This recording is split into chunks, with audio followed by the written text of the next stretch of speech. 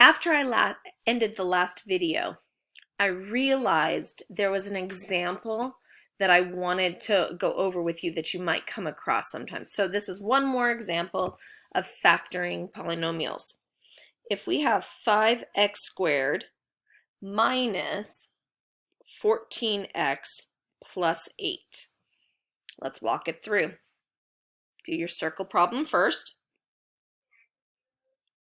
You're going to find two numbers that multiply to give you 40, because that's what 5 times 8 is, and add to give you a negative 14, because that's what our middle number is.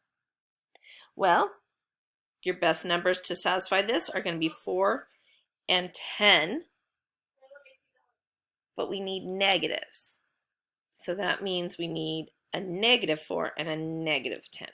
And this is what is unique about this problem versus the other ones we've done, is you've got to deal with those negative numbers as well. So when we put this in, we're going to go 5x squared.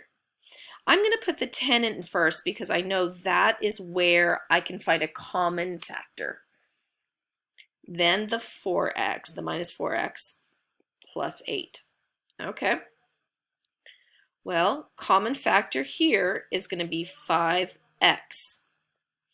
And we need to multiply that by an x to get 5x squared, and a negative 2 to get the negative 10x. Now, when you look at this other set here,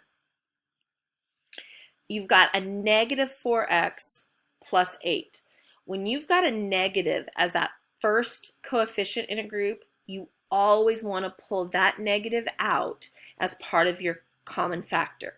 So when I look at this, my greatest common factor here is going to be a negative 4. Well, you've got to multiply that by x to get a negative 4x, and you have to multiply it by a negative 2 to get a positive 8. Well, as you should have noticed, x minus 2 is one of your factors. And then the 5x and the negative 4 are your other binomial. So you would write it as this, 5x minus 4. And that's how you would factor something like this when you were dealing with negative numbers in there as well. All right. Thanks for the couple extra minutes. Have a great weekend.